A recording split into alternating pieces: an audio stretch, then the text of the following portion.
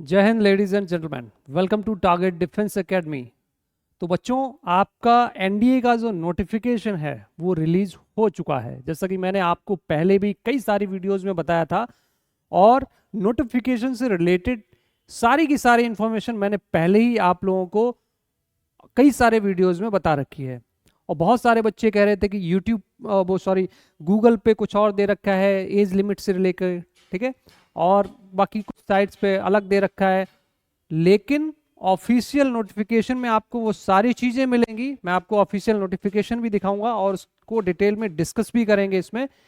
और जो चीज़ें मैंने पहले आपको बताई थी वो सारी की सारी चीज़ें ऑफिशियल नोटिफिकेशन में आपको देखने को मिलेंगी, चाहे वो एज लिमिट से रिलेटेड हो, चाहे वो एजुकेशनल क्वालिफिकेशन से रिलेटेड हो। राइट, तो इस वीडियो में बिल्कुल लास्ट तक बने रहेंगे। अगर आप एनडीए 1 2024 के लिए प्रिपेयर करना चाहते हैं then you can join Target Defence Academy in Lucknow. TDA campus है हमारा और लखनऊ में आप इसकी क्लासेस कर सकते हैं। ओके, चलिए अब बात करते हैं नोटिफिकेशन जो कि 20 दिसंबर को रिलीज हो चुका है। इट मीन्स आज रिलीज हो चुका है और उससे related important information, important dates और सिलेक्शन प्रोसेस, ये सारी चीज़ें डिस्कस करेंगे। राइट, चलिए अब देखते हैं इसका जो ऑफिशियल नोटिफिकेशन है वो क्या कहता है। सबसे पहली चीज, अगर आपको इसका ऑफिशियल नोटिफिकेशन देखना है तो upsc.gov.in is the official site जिसपे आप इसका ऑफिशियल नोटिफिकेशन देख सकते हैं। पीडीएफ फॉर्मेट में भी अवेलेबल है। राइट, तो यहाँ पे आप देख रहे हैं date of notification 20 December 2023, date of commencement of examination 21 April, right, 21 April 2024। Duration of examination 1 day, means एक दिन का एग्जाम होता है, 2 पेपर होते हैं। ये सारी चीज़ें आपको पता होनी चाहिए। Last date for receipt of application, it means last date है जब तक आप अप्लाई कर सकते हैं वो है 9 जनवरी। 9 जनवरी से पहले पहले आपको अप्लाई करना होगा। इस चीज़ का आपको ध्यान देना होगा। डेट ऑफ अपलोड, ये जो नोटिफिकेशन अपलोड हुआ है ये आज की डेट में अपलोड हुआ है। इट मीन्स 20 दिसंबर को अपलोड हुआ है। ठीक है, चलिए अब बात कर लेते हैं कि इसका जो नोटिफिकेशन है, यहाँ पे आप जाएंगे तो यहाँ पे डाउनलोड नोटिफिकेशन का लिंक होगा और यहाँ से आप नोटिफिकेशन को डाउनलोड कर सकते हैं। पीडीएफ फॉर्मेट में आपको मिल जाएगा और यहाँ पे ये जो नोटिफिकेशन है ओपन हो रहा है और उसके बाद डिटेल में डिस्कस करेंगे और वो सारी चीज़ें मैं आपको बताऊंगा जहाँ पे आपको कन्फ्यूजन होता है। ठीक है, तो सबसे पहले देखेंगे, ये देखिए, ये है ऑफिशियल नोटिफिकेशन। बिल्कुल भी कहीं भी कंफ्यूज होने की जरूरत नहीं। आप इधर उधर किसी भी तरीके से डाइवर्ट ना हो किसी भी दूसरी वेबसाइट पे या किसी भी इस तरीके से अदर साइट्स पे जाके आप कंफ्यूज ना हो। चलिए अब देखिए, ये जो नोटिफिकेशन रिलीज हुआ है ये आज की डेट में रिलीज हुआ है।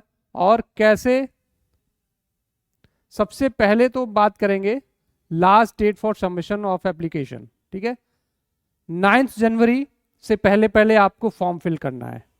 9 जनवरी से पहले पहले फॉर्म फिल करना है। उसके अलावा जिसमें सबसे ज़्यादा कन्फ्यूज़न होता रहा है वो रहा है एज लिमिट को लेकर। काफ़ी बच्चे कन्फ्यूज रहे हैं। उससे पहले हम बात करेंगे वैकेंसीज को लेकर कि कितनी वैकेंसीज आई हैं इस बार। तो यहाँ पे आप देख रहे हैं टोटल जो वैकेंसीज आई हैं वो आई हैं 400 वैकेंसीज रिलीज की हैं, जिसमें आर्मी की जो वैकेंसीज हैं वो 208 वैकेंसीज हैं, जिसमें 10 फीमेल कैंडिडेट्स के लिए रिजर्व्ड है। ओके, उसके अलावा नेवी की जो वैकेंसीज हैं वो 42 हैं, पहले 3 थी, अब 12 फीमेल कैंडिडेट्स के लिए रिजर्व हो गई हैं। वहीं पे एयरफोर्स की अगर मैं बात करूं तो यहाँ पे फ्लाइंग में 92 vacancies, 2 for female candidates. Ground duties technical 18, 2 for female candidates. वहीं पे ground duties non technical 10 including 2 for female candidates. Right, naval academy में यही जो वैकेंसीज हैं 30, टोटल 30 वैकेंसीज, जिसमें 9 for the female candidates. Means female candidates की जो vacancies हैं वो भी आप यहाँ पे देख सकते हैं, 10, 12, 2, 2, 2 एंड 9। राइट, तो इस तरीके से फीमेल कैंडिडेट्स की जो वैकेंसीज हैं वो भी इसमें इंक्लूड कर दी गई हैं। 400 टोटल वैकेंसीज इस बार रिलीज हुई हैं। तो ऑलमोस्ट यही रहता है, कोई ज़्यादा चेंजेस नहीं होते। चलिए अब बात कर लेते हैं नेक्स्ट स्टेप। ये बेटा एग्जामिनेशन सेंटर हैं, आप जब भी फॉर्म फिल करेंगे तो एग्जामिनेशन सेंटर आप जरूर वहाँ पे डालेंगे। तो यहाँ पे आप चेक कर सकते हैं आपका जो नियरेस्ट एग्जामिनेशन सेंटर है आप उसको चूज कर सकते हैं, जहाँ पे आपको कंफर्टेबली आप वहाँ पे पहुँच सकें। Conditions of eligibility, conditions of eligibility की अगर मैं बात करूँ तो क्या आप एलिजिबल हैं या नहीं है, ये जानना बहुत ज़रूरी है। फॉर्म फिल करने से पहले आप ये जान लें कि क्या आप एलिजिबल हैं, एनडीए का एग्जाम आप दे सकते हैं या नहीं दे सकते हैं। तो यहाँ पे आप देख रहे हैं कैंडिडेट मस्ट बी अनमैरिड, सबसे पहली चीज अनमैरिड, ठीक है, ये कंडीशन है जिसको आपको फॉलो करना पड़ेगा।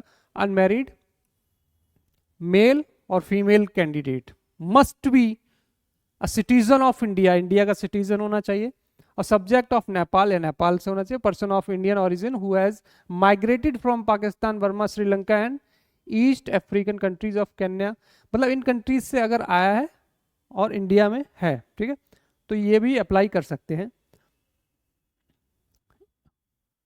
राइट, ओके, अब आगे बढ़ते हैं। एज लिमिट, एज लिमिट में बहुत कंफ्यूजन था, जैसा कि मैंने पहले ही भी बता रखा था आपको कि आपको कुछ भी सोचने समझने की जरूरत नहीं है।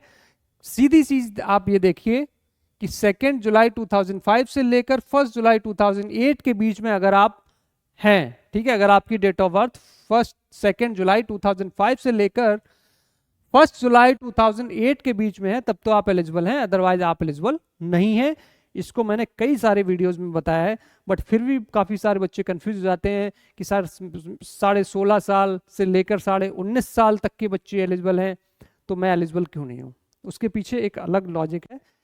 जब आप देखिए, सबसे पहली चीज दोनों में डिफरेंस समझिए। जब जब एग्जाम कंडक्ट होता है तब से लेकर एनडीए में एंट्री लेने तक, ठीक है, इसमें काफी समय लगता है, और ये जो समय होता है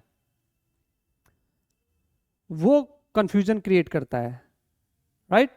तो एंट्री के टाइम पे आपकी डेट मैक्सिमम 19.5 साल और मिनिमम 16.5 साल होनी चाहिए, उसकी वजह से काफ़ी कंफ्यूजन हो जाता है।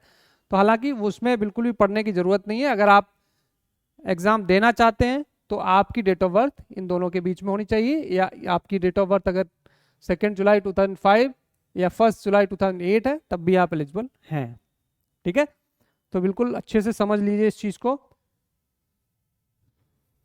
राइट। आई होप ये सारी चीज़ें आपको समझ में आ रही होंगी, इसमें आपको बिल्कुल भी कंफ्यूज नहीं होना है।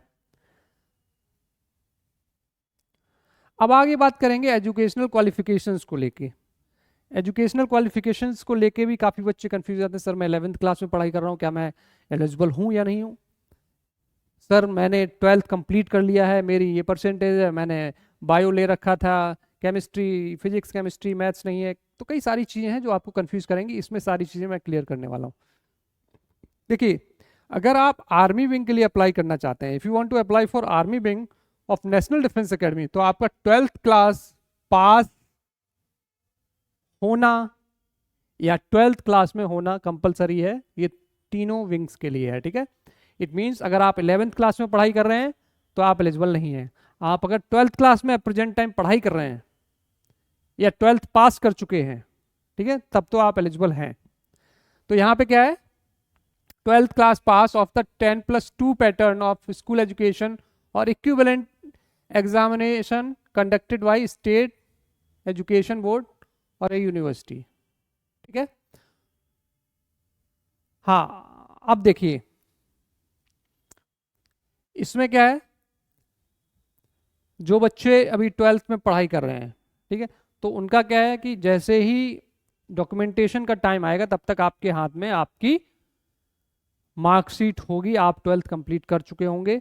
तो यहाँ पे ये चीज़ ध्यान देने वाली है कि ये तो कॉमन सेंस की बात है कि आप 11th में अगर हैं तो आप एलिजिबल नहीं होंगे, क्योंकि तब तक आपके पास मार्कशीट भी नहीं होगी।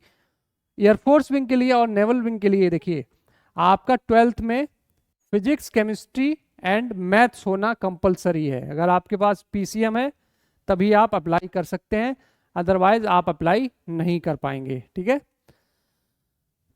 एयरफोर्स या नेवल विंग के लिए, राइट। चलिए अब आगे बात करते हैं। आई होप ये सारी चीज़ें क्लियर हो चुकी होंगी आपको। इसी तरीके से फिजिकल स्टैंडर्ड्स वगैरह भी आपको फिजिकल स्टैंडर्ड्स मेंटेन करना होगा। इट मीन्स आपकी हाइट, राइट, आपका वेट क्या होना चाहिए, ये आपको डिटेल इंफॉर्मेशन आपको इसी नोटिफिकेशन में नीचे मिल जाएगी। ठीक है, तो यहाँ पे पेमेंट, अगर मैं फीस की बात करूँ इस फॉर्म की, तो यहाँ पे देख रहे हैं 100 रुपीज़ का ये फॉर्म है, और जिसको आप ऑनलाइन पेमेंट सिस्टम के थ्रू भी पे कर सकते हैं, अदरवाइज आप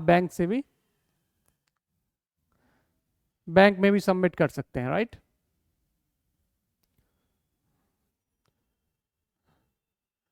बाकी इसमें आपको एग्जामिनेशन पैटर्न, उसके साथ साथ सिलेबस भी मिलेगा जो आपको फॉलो करना है आपके एनडीए 1 2024 के लिए, राइट। वो सिलेबस और एग्जाम पैटर्न आपको नीचे मिल जाएगा। उससे पहले इसमें काफ़ी सारी चीज़ें मेंशन की गई हैं जिसको मैं किसी दूसरे वीडियो में डिटेल में डिस्कस करूंगा आप सभी बच्चों के साथ, लेकिन उससे पहले मैं आपको बता देता हूं एग्ज़ाम पैटर्न क्या होता है, और ऑफिशियल नोटिफिकेशन के थ्रू बता रहा हूं। वैसे तो मैंने कई सारी वीडियोस में आप लोगों को ऑलरेडी बता रखा है कि इसका एग्ज़ाम पैटर्न क्या होता है, राइट। तो यहाँ पे आप देख रहे हैं एग्ज़ाम पैटर्न की अगर मैं बात करूँ तो यहाँ पे मैथमेटिक्स और जीएटी के आपको दो पेपर मिलेंगे। एक आपका मिलेगा मैथमेटिक्स का, दूसरा मिलेगा जीएटी का, राइट। दोनों पेपर में जो टाइम पीरियड मिलेगा आपको 2.5 घंटे का समय मिलेगा। 2.5 घंटे के पीरियड में आपको मैथ्स के पेपर में आपको टोटल 120 क्वेश्चंस मिलेंगे, राइट। इसमें जो क्वेश्चंस होंगे 120 क्वेश्चंस होंगे बेटा, ठीक है। इसमें जो क्वेश्चंस होंगे 150 क्वेश्चंस होंगे। इसमें जो वेटेज होगा, मैथमेटिक्स का जो वेटेज होगा वो 300 मार्क्स का होगा, और जीएटी का जो पोर्शन होगा वो 600 मार्क्स का होगा, ठीक है। उसके अलावा इसका जो सिलेबस रहता है, मोस्टली जो सिलेबस कवर होता है वो 11th का पोर्शन काफ़ी ज़्यादा होता है, और कुछ पोर्शन 12th का भी होता है। तो इस चीज़ को थोड़ा ध्यान देंगे। कैलकुलस का जो पोर्शन होता है वो 12th का काफ़ी इंपॉर्टेंट होता है एनडीए के पॉइंट ऑफ व्यू से। तो इसमें कैलकुलस का पोर्शन बहुत इंपॉर्टेंट, ट्रिग्नोमेट्री का पोर्शन भी बहुत इंपॉर्टेंट होता है, सेट्स रिलेशन से भी काफ़ी क्वेश्चंस आते हैं, राइट। उसका जो डिस्कशन होगा वो हम किसी दूसरे वीडियो में सेपरेटली करेंगे, बट इसमें ओवरव्यू देखते हैं कि क्या पैटर्न रहता है, राइट। तो ये 900 मार्क्स का आपका रिटन का हो गया। वहीं पे 900 मार्क्स का आपका एसएसबी इंटरव्यू होगा। 900 मार्क्स का एसएसबी इंटरव्यू, 900 मार्क्स का आपका रिटन, तो टोटल आपके हो गए 1800 मार्क्स। इट मींस 1800 मार्क्स का आपका टोटल जो मेरिट बनेगी आपकी वो 1800 मार्क्स से बनेगी, जो फाइनल मेरिट लिस्ट होगी। रिटन की बेटा मेरिट अलग बनती है और फाइनल मेरिट लिस्ट अलग बनती है। फाइनल मेरिट लिस्ट आपकी एसएसबी इंक्लूड करके होती है, रिटन की केवल रिटन। इसमें एक चीज आपको ध्यान रखनी है कि जब भी आप क्वेश्चन पेपर देने जाते हैं या जो भी टेस्ट देने जाते हैं, तो यहाँ पे आपको सेपरेटली सेक्शनल कट ऑफ को भी क्लियर करना होता है। इसका जो सेक्शनल कट ऑफ होता है ये भी आपको क्लियर करना होता है, ये जो कि 25% मार्क्स आपको मिनिमम स्कोर करना होगा दोनों सब्जेक्ट्स में, राइट। मिनिमम इतना तो आपको स्कोर करना ही करना पड़ेगा। इससे अगर कम किसी भी सब्जेक्ट में रह जाता है तो बेटा आप रिटन क्वालिफाई नहीं कर पाएंगे, आप फेल हो जाएंगे, ठीक है। तो इस चीज का बहुत अच्छे से ध्यान रखेंगे, राइट। बाकी सिलेबस का जो डिटेल्ड वीडियो होगा वो और भी किसी दूसरे वीडियो में हम कवर करेंगे।